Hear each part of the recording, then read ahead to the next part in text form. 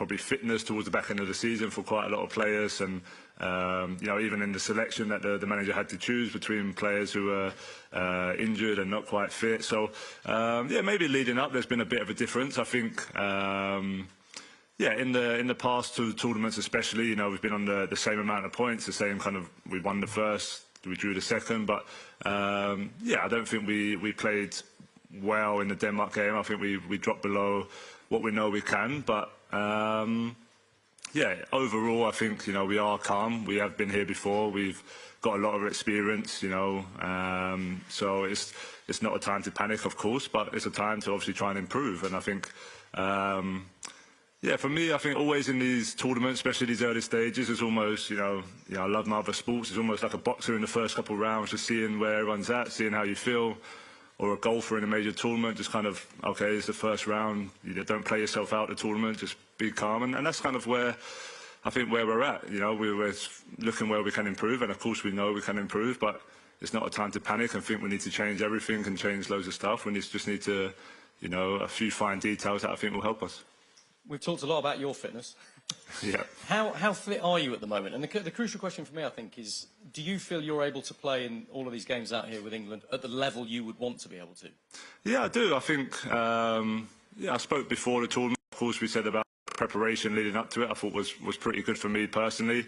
And even the games in the tournament, the first game, I felt as fit as I have all season, and of course I know I come off in the second game, but that was down to the manager wanting to see different and maybe freshen up the front players especially. So from my point of view, I'm fit. I'm getting better and better each game and fitter each game, and I've spoken in previous tournaments about the same thing, about trying to make sure you're coming into your peak towards the most important part of the tournament, which is the knockout. So as always, time will tell.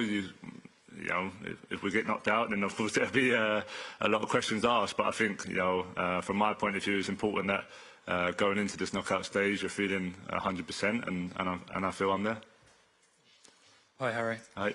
What's the talk been like among the players after the first two games, and what have you been working on since the Denmark match?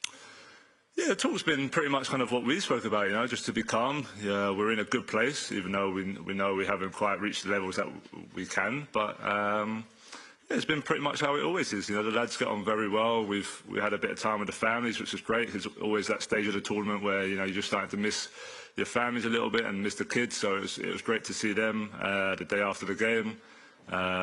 We've been trained yesterday, trained today, obviously on the stuff preparing for the game on Tuesday. And like I just said, just touching on the fine details and the things that we feel like we can improve. And watching back the games, we know there's areas that I think will really help us. There's been lots of talk after the game, as you can imagine, but have you seen or heard any of the criticism about your own performance? And if you have, what have you made of it? Yeah, I mean, I try and stay off it as much as possible. I think it's almost impossible not to see some stuff nowadays with all the different platforms. But I think me as a player, everyone's entitled to their own opinion, and I know when major tournament football's on, it's going to be even heightened, and every performance is going to be scrutinised. And if I'm honest with myself, have I played the best that I know I can? No, but I didn't score in the group stage in the World Cup. I didn't score in the group stage in the Euros. So from my point of view, it's a bonus to be one goal ahead. But I'd always judge myself first, and of course I know I can play better, as I know a lot of the players think the same in the team, that we can all play a little bit better. And that's what I do. I don't panic. I don't get too high or too low. I'll keep doing what I do, and just go on to the next one. And after the Denmark match, Gareth Southgate said that the team aren't able to press how they'd like because of the physical condition. What's that like for you to deal with? Is it frustrating? Are you feeling a big difference when you're out there? No, I just think I think both games playing against the back three just maybe caused us a little bit of confusion on the pitch. We prepared for the game, but then I just think there was certain things where we couldn't quite get the pressure that we wanted, and we weren't 100% sure on of when to go, and it's hard. And when you're playing against good teams, sometimes when the momentum goes against you, you struggle to kind of get it back, and then I don't think we was great with the ball, which then led to, you know, feeling like you're just running and constantly running, and then so it was tough to kind of turn that momentum around. So yeah, I think in the next game it'll maybe pose a different threat because of the formation. It's more likely going to be different from Slovenia. So yeah, hopefully we can show a bit more energy and a bit more enthusiasm, especially without the ball, and I think that will help us with the ball as well. Harry, hi. In 28 of your Bundesliga 32 games that you played this season, you played all 90 minutes. 9 of your 12 Champions League games, you played all 90 minutes. Is there any concern about that catching up? And are you always happy to finish games? Is that in your nature? Yeah, I think so. I'm always someone who's, you know, always put as much as I can into the game, and, you know, a lot of my career I've played the full 90 minutes. But as always, the decision's always with the manager. You know, I'll give everything I have for however long I play, and if it's 70 minutes, if it's 90 minutes, if it's extra time, you know, I physically feel more than capable of doing any of that. I've done that my whole career, like you just said there. I've done that for pretty much the whole season as well. So yeah, I'm feeling fresh and fit. I know sometimes when, you know, in my experience, when I've had, you know, bad games or games not up to the standard, there's always something to look for and find a reason why. But sometimes it's just, that's the game. You know, it's 1 or 2 games. If this was in a league season, no one's really talking about it because it's in, you know, a small, heightened environment. Of course, there's more chatter. So the important thing is that, you know, from me personally, I feel fit, I feel ready, and I'll play as long as the manager wants me to play. Is it a different challenge when you're having to press against 3 at the back? I think it poses a different challenge just tactically on who's pressing what player, and I think in both games, you know, they dropped midfielders into that kind of back 3 as well, and it was kind of, yeah, it was just that who goes at what moment, and I just think we didn't quite have the right solutions at the time, and I think that's all part of improving. You know, there's more than likely a chance we're going to come up against that formation again, and I think that's where it's really important to go away and look at the images, look at the videos, see where we can improve for next time. And yeah, and like I said, I think Tuesday will be a little bit different just from a tactically point of view anyway, but yeah, hopefully we can just bring a bit more energy, and you know, I know that's what, you know, the crowd love and the fans love, to get them off their seat, and we're more than capable of doing that. Thanks. Go Faye next. Hi, Harry. Hi. Okay. There've been a couple of reports around that you called a player summit on Friday morning after the game. Can you confirm if that's the case, and what was the purpose of it?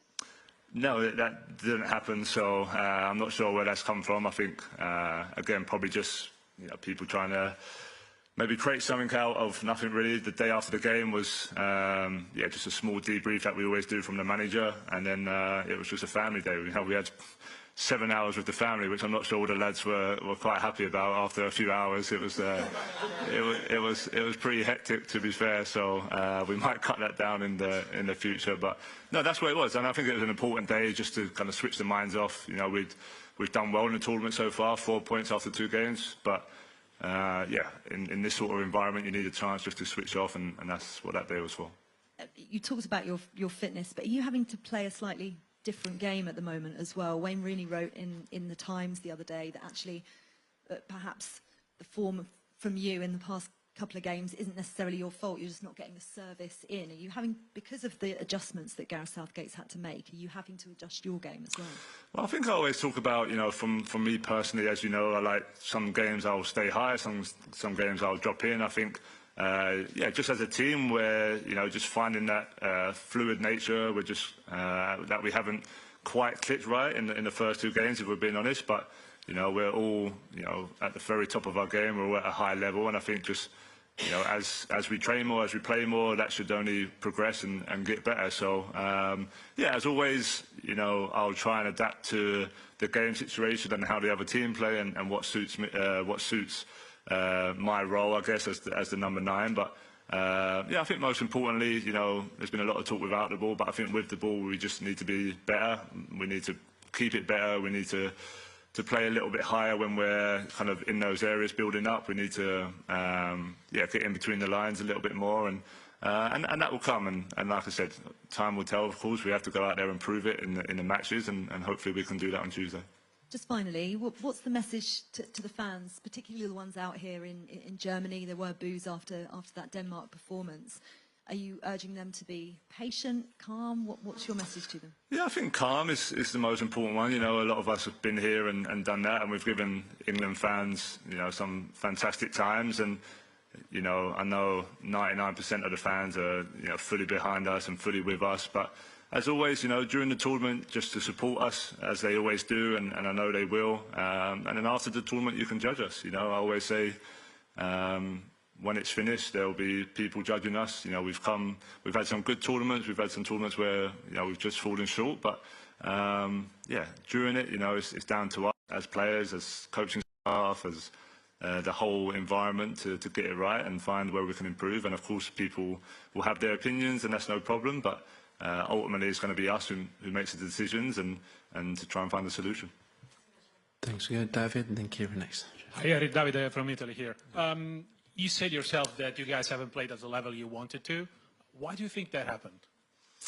Yeah, I think I touched on it a little bit. I just think, yeah, we've just we've definitely been a bit loose with the ball compared to how we've been in recent years, and then that's caused, you know, yeah, a lot of time, probably more time than what we used to spend without the ball, and like I touched on there, I don't think we've quite got the pressure right, and also the intensity right. We haven't pressed with enough, you know, energy, enthusiasm, which will need to change going forward. So, yeah, that's down. Like I said, that's down to us now to find a solution. It's not a time to panic and feel like we need to change, you know, everything that we've built over all these years. It's just like I touched on, in all sports, in all different things, you find what's working, what needs improving, and then yeah, you try and implement that into the next game plan. You've been to major tournaments before. Maybe the difference this time is that you have massive expectations on you that probably you guys didn't have in the previous tournaments. How do you see expectations and the way people expect you to play and to perform? Yeah, I think that's part and parcel of, you know, what we created as a squad, to be honest. You know, the bottom line is we're trying to achieve something as an England team that we've never achieved in our history. So it's very tough, and that is European football. That's playing in these championships is difficult. So, yeah, we've come close, and we've been the closest in recent history. So we know how to get it done, but we also know there's a lot of hard work along the way. You're playing against a lot of good teams, and it's going to be difficult, and there's times where you're going to have to grind, you're going to have to defend, like we've defended really well in the two games. I know a lot of people have been talking about what we haven't done well, but what we have done well is, you know, defend the box well, block crosses, block shots, and that's an important part of winning games as well. So we're going to need all of it, of course, to improve the parts I spoke about, but if we can do that, then yeah, step by step, I think we have a good chance. And finally, for me, you said one goal for you is a plus compared to previous tournaments. But overall, about your performance, how do you think you have performed so far? Yeah, I touched on earlier. Not as good as I'd wanted to perform, for sure, but yeah, that's happened at various stages in my career for club and for country. Yeah, and I think always, you know, it's never about the individual in a team sport. It's always about, okay, what can we all do to try and improve and get better? And I think that's where we're at. Of course, everyone looks at themselves first after every game. Every player's watching their clips to see what they've done well, what they didn't do well. And that's always the mindset we've had. And then, you know, we speak as a group, and as we do with the debriefs and looking to the next game. And it's like, okay, how can we improve? And that's no different for me. Can we go Kieran here and then yourself? Hi, Harry. We're not used to seeing you come off in a situation where England need to score a goal. In the game against Denmark, when you saw your number go up, how did you feel in that moment? And does that motivate you more to sort of show the real Harry Kane in the coming game?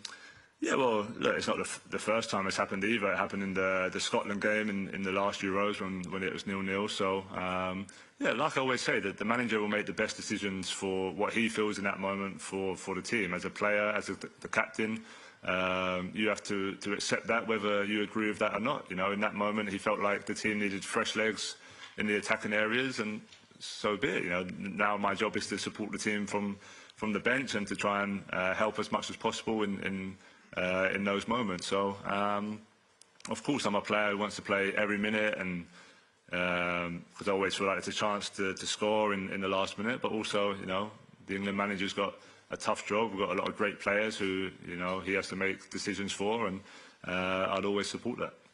You mentioned earlier that you can sometimes play higher and sometimes come deeper. In the first game in particular, especially in the first half, it seemed like you were playing higher. Was that a particular tactical instruction or something you just kind of saw in the game? Yeah, that's probably just what I saw in the game. I think, especially in that first half of that Serbia game, you know, Jude especially, Phil, were kind of getting into those number 10 areas and causing them quite a lot of problems, especially the first half hour of that game. So I felt like, because they wanted to defend man for man, if I could, you know, stretch them a little bit higher and stay a little bit higher, that space will be bigger for them.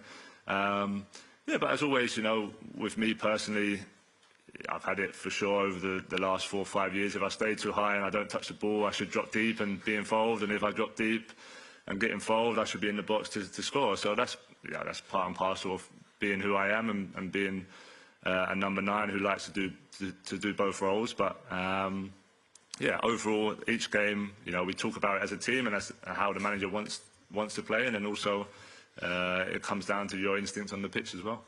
Just finally, for me, 4 points might get you through as it is, but how important is it to win the group and potentially avoid a clash with Germany in the last 16?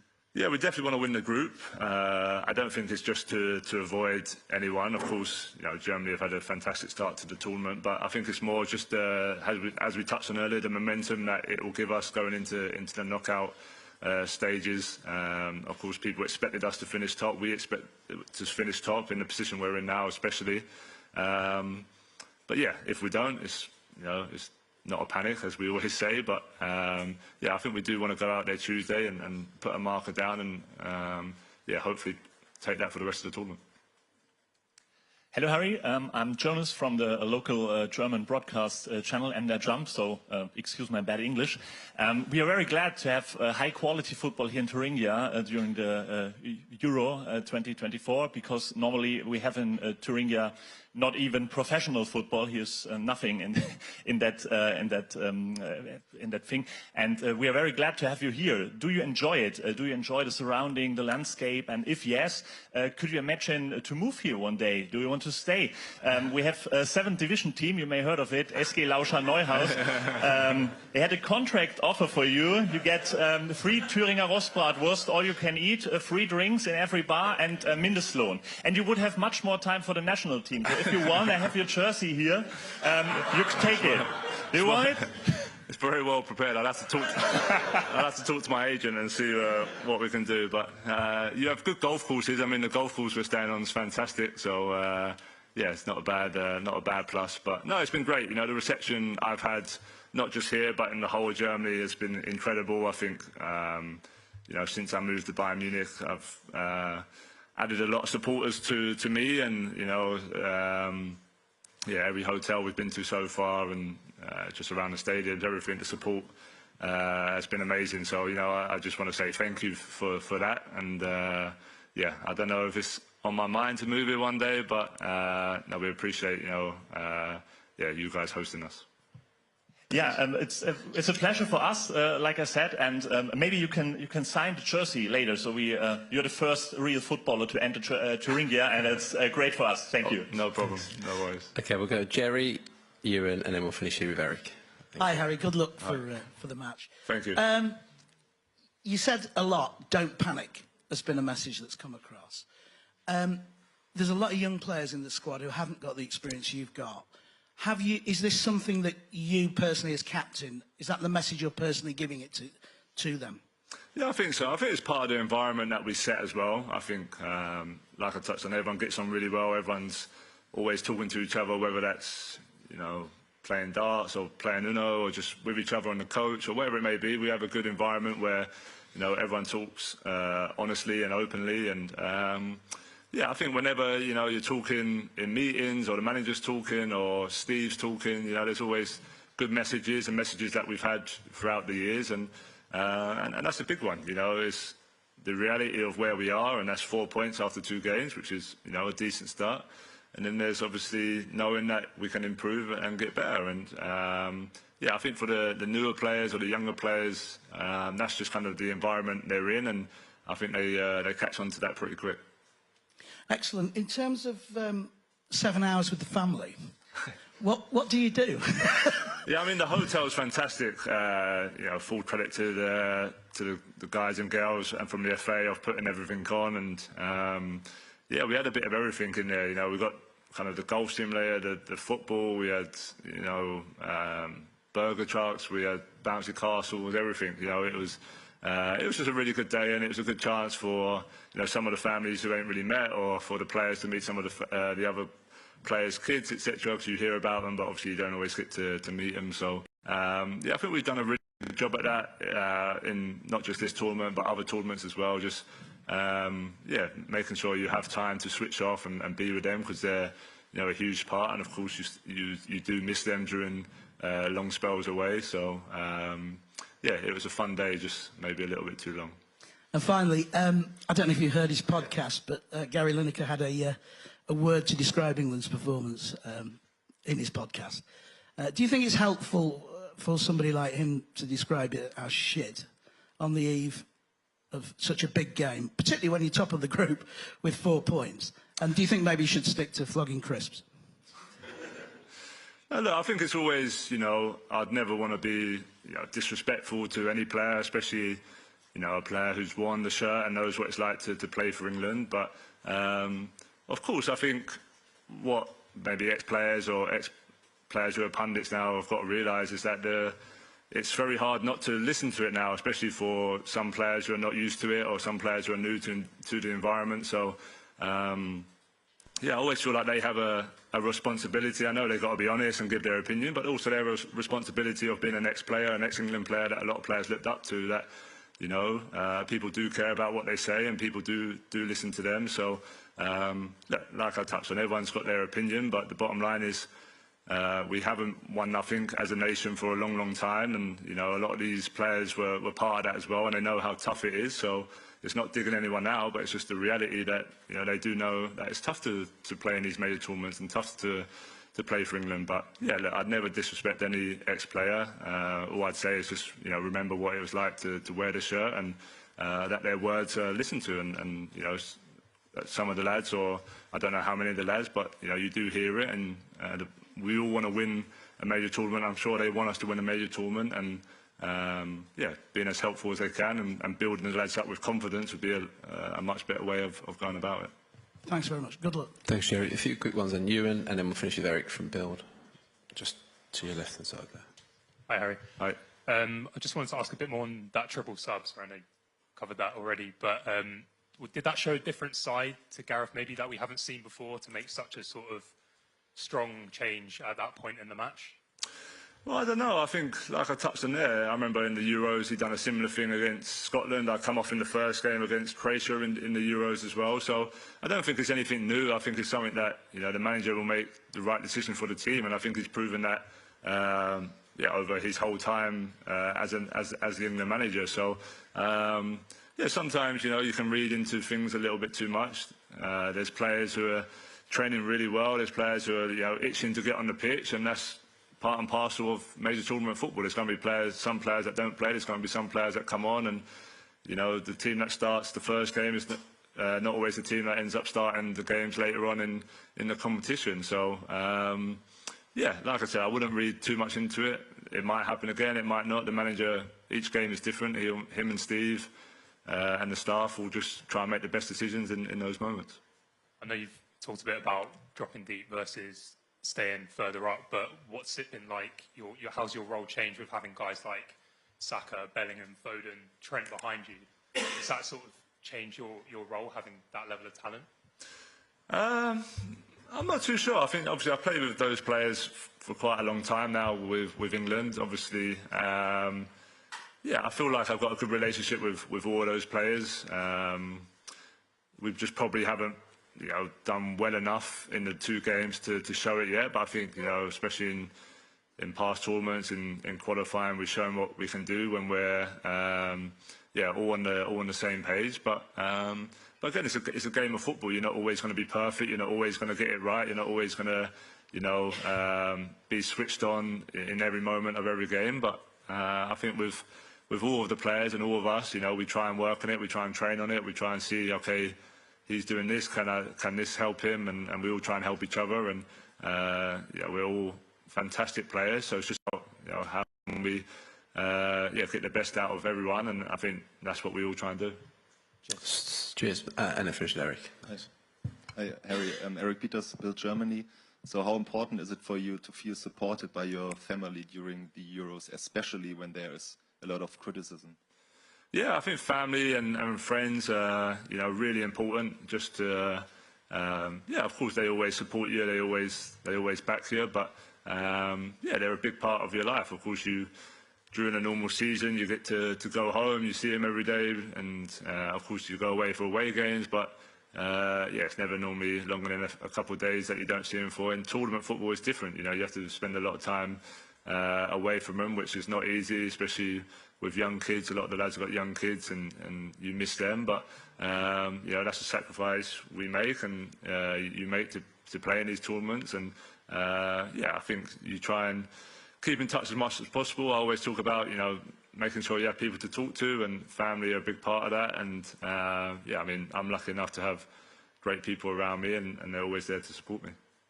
Then a question regarding your club, Bayern Munich. So how do you see the signing of Vincent Kompany as your new manager? And has there been any contact so far?